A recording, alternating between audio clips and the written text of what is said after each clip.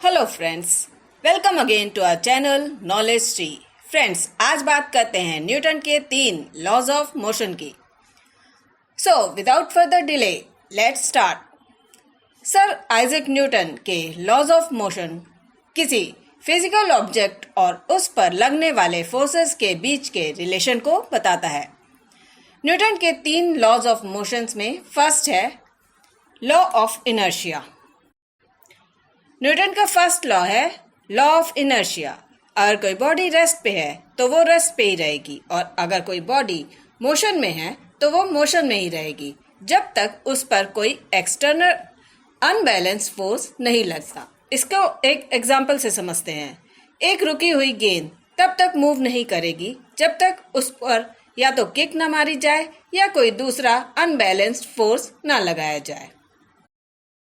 इसी तरह दूसरा एग्जाम्पल है, जब तक कि ब्रेक न लगाई जाए कार चलती रहती है। आइए देखते हैं न्यूटन का second law, force and acceleration. किसी ऑब्जेक्ट का एक्सेलरेशन उस पर लग रहे नेट फोर्स के डायरेक्टली प्रोपोर्शनल और उसके मास के इन्वर्सली प्रोपोर्शनल होता है। मैथमेटिकली इसे ऐसे रिप्रेजेंट करते हैं, F is equal to m into a means force is equal to mass into acceleration। Friends, Newton के सेकेंड लॉ में यहाँ F किसी ऑब्जेक्ट पर लग रहा नेट फोर्स है और m उस ऑब्जेक्ट का मास है और a उसकी एक्सेलरेशन है। आइए इसे भी एक एग्जाम्पल से समझते हैं। अगर आप एक हल्की कार और भारी कार पर इक्वल फोर्स लगाते हैं तो हल्की कार फास्ट एक्सेलरेट करेगी क्योंकि उसका मास कम होता है। आइए देखते हैं न्यूटन का third law, action and reaction. Her action के लिए एक इक्वल और अपोजिट रिएक्शन होता है। यदि एक ऑब्जेक्ट दूसरे ऑब्जेक्ट पर फोर्स लगाता है तो दूसरा ऑब्जेक्ट भी पहले वाले ऑब्जेक्ट पर इक्वल और अपोजिट फोर्स लगाता है।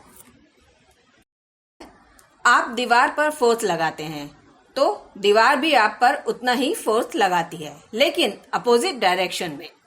इसलिए आप दीवार को हिला नहीं पाते। इसी तरह दूसरा एग्जाम्पल है बंदूक से गोली चलाना। गोली आगे की ओर जाती है और बंदूक पीछे की ओर धक्का खाती है। Okay friends, hope you like the video. Do share your views and suggestions. Please like, share, subscribe and support our channel Knowledge Tree. See you with my new video. Thank you for stopping by. Namaskar. Jai Hind.